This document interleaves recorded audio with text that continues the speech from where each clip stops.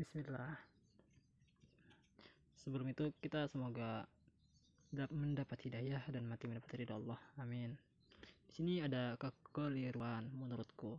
Coba kita cek di menit ketiga dan cek lagi di detik ketiga.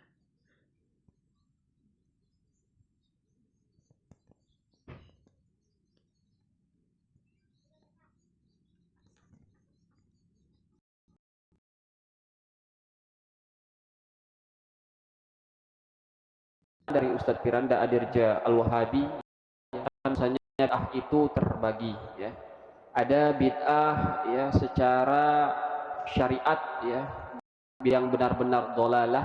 Kemudian ada bid'ah ya, bid'ah yang tidak dolalah ya. Dan dijelaskan di situ oleh Ustadz Firanda pendapat ulama mulai dari Imam Syafi'i, Imam Zahabi dan ulama-ulama yang lainnya. Kemudian ya, dari pernyataan Zainal Abidin tentang bid'ah, malah sambil cecengesan ya, mengatakan bid'ah tidak ada bid'ah hasanah, tidak ada bid'ah hasanah ya. Kemudian yang ketiga dari Bapak Yazid bin Abdul Qadir Jawas Al-Wahabi menyatakan seperti itu ya, bahkan dengan tegas mengatakan yang mengatakan bid'ah itu hadisnya. Oke. Di sini mengatakan tidak ada bid'ah hasanah ya kan. Sedangkan Ustadz Firanda ada mengatakan bid'ah itu bid'ah hasanah, ada terbagi macam-macam. Dan itu bukan pernyataan Ustadz Firanda tapi pernyataan ulama-ulama. Bagian ulama menyebutkan ada istilah bid'ah hasanah, terutama ulama Syafi'iyah menyebut ada bid'ah yang mamduha, bid'ah yang terpuji. Seperti perkataan Imam Nawawi, perkataan Al-Is bin Abdissalam ya, kemudian Suyuti dan yang lainnya ya. Tetapi kebanyakan yang mereka maksudkan dengan bid'ah hasanah adalah bukan yang berkaitan dengan ritual, tetapi berkaitan dengan sarana. Nah, di sini poin pentingnya. Kata ulama itu kan ada bid'ah hasanah. Dan itu bukan perkara agama, tapi perkara sarana, bukan ritual. Sarana tuh kayak gimana? Kayak azan pakai mikrofon misalnya, gitu. Sebenarnya itu kan hal baru juga, tapi yang dilarang Rasulullah adalah yang baru dalam agama. Seperti ini hadisnya, kita lihat ya, kita cek. Bismillah.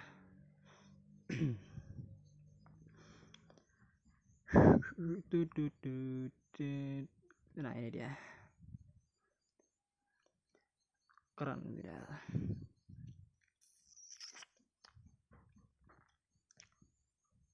Oh ini, barang siapa memunculkan perkara baru dalam urusan kami, dalam agama, yang tidak merupakan bagian dari agama itu, maka perkara tersebut tertolak.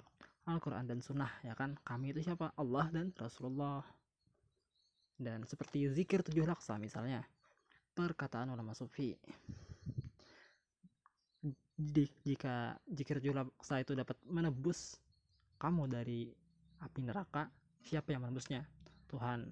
Gak pernah bilang, Rasulullah juga bukan. Cuma perkataan ulama sufi. Siapa yang nebus? Ulamanya. Masa iya?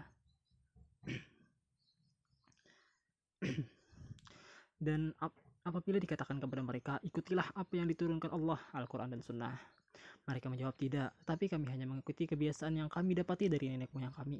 Zikir 7 laksa misalnya, tahu kan? Zikir 70.000 kali untuk orang yang meninggal dapat menebus dari api neraka. Apakah mereka akan mengikuti nenek moyang mereka walaupun sebenarnya setan menyuruh mereka ke dalam azab api neraka yang menyala-nyala? Apa? Astagfirullah. Bismillah. Ini ada lagi nih.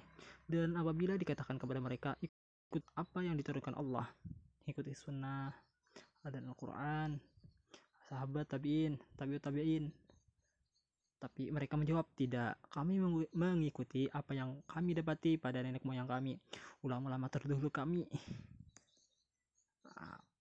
Padahal nenek moyang mereka itu tidak mengetahui apapun dan tidak mendapat petunjuk. Alhamdulillah.